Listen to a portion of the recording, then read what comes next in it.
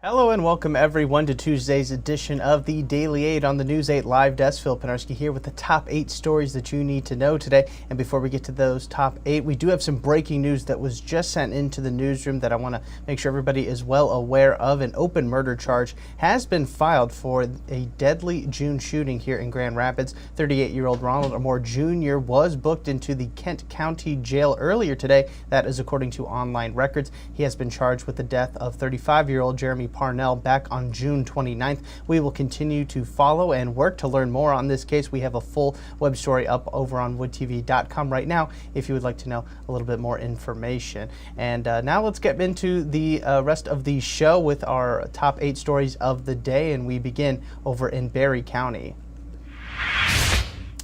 That is where deputies with the sheriff's office were involved in a deadly shooting. It left one person dead last night. According to a press release that we got from the sheriff's office, deputies had responded to a domestic situation involving a gun on Kingsbury Road in Hope Township. Authorities said that deputies were involved in a shooting that left one person dead. As I mentioned, they were shot and killed. No other details have been released at this time. We are working to learn more. Deputies did say, though, that there is no threat to the greater community at this time, and we will likely learn a little bit more today following a preliminary investigation into the incident.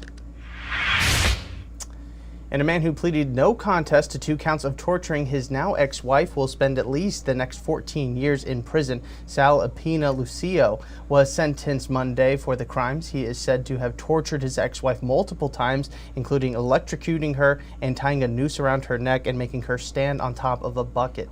Lucio is said to have done these acts due to the belief that his ex-wife was cheating on him, which she denied ever doing. Lucio apologized during his appearance in court yesterday. He will serve his 2 counts concurrently in prison between 14 and 30 years.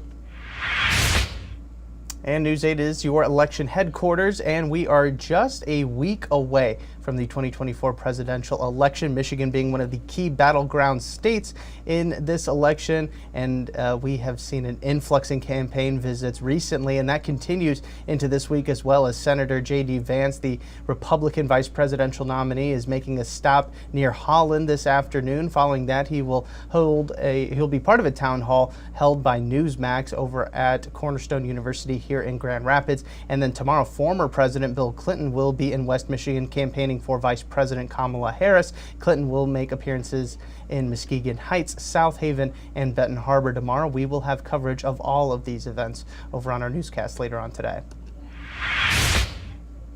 And sticking on the election trend, early voting in Michigan has been a success, as Secretary of State Jocelyn Benson said that more than 25% of all Michigan voters have already cast their ballots for the November 5th election. Remember, you have until Sunday to still vote early, but it hasn't all been perfect. Some clerks in Lansing and East Lansing have said that they have found ballots meant for other communities in their jurisdiction's drop boxes. This is a reminder to check your ballot before dropping them off. Where you should place them can be found directly on your ballot when you do fill them out. Secretary Benson is also advising voters who will be voting on November 5th and using a voter assist terminal to be prepared for some programming glitches. They might be happening. These may cause some confusion on election day, but Benson assures that everyone that the ballots will be cast as the voter intends.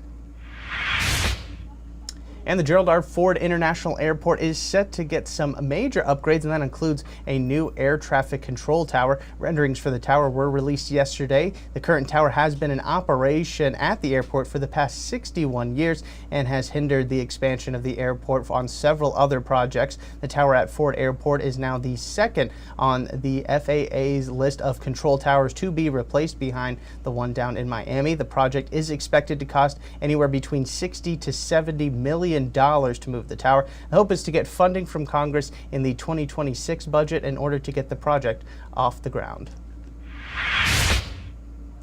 And I know it doesn't exactly feel like fall right now. In fact, it feels a little bit more like summer to me, but the leaves are starting to fall and seasonal cleanups are already happening all across West Michigan, and several cities are looking to make the process even easier on homeowners. Head on over to woodtv.com and you can find your city's schedule for pickup and drop-off options for leaves and other yard waste. Some cities will even come and pick up your trash for you and dispose of them in the proper way. You can check out the full schedule right now over on our website, like I said, woodtv.com. stormteammate.com. And speaking of the weather, let's now get you a look at your forecast today. Here is Storm Teammate meteorologist Scott Larson.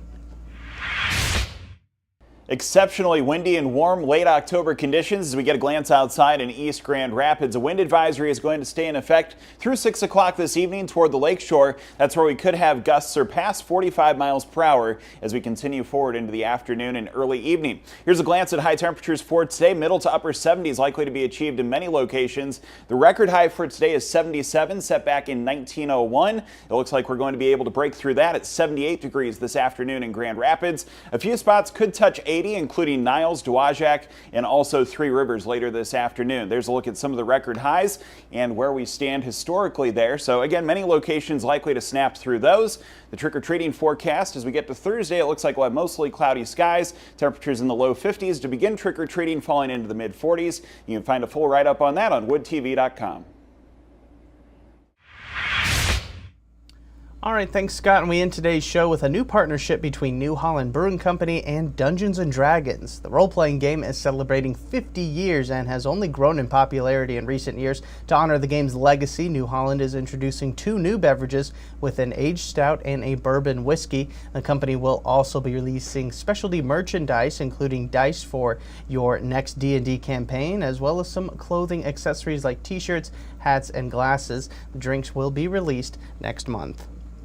And this is a reminder that Halloween is also coming up, and if you need a fun event to head on out to, or you're just looking for some trick-or-treating times, highly advise you go on over to the West Michigan Guide, and there you can find lists of not only the trick-or-treating times in your neck of the woods, but also a lot of fun events that are going to be happening even past Halloween. You know, you definitely want to make sure you maximize the fun this holiday season. That is going to do it for us today here on this edition of the Daily Aid. I want to thank everybody so much for tuning in. We will be back again tomorrow with 8 more stories that you need to know for your Wednesday. I'm Phil Pinarski, and we hope you have a great rest of your day.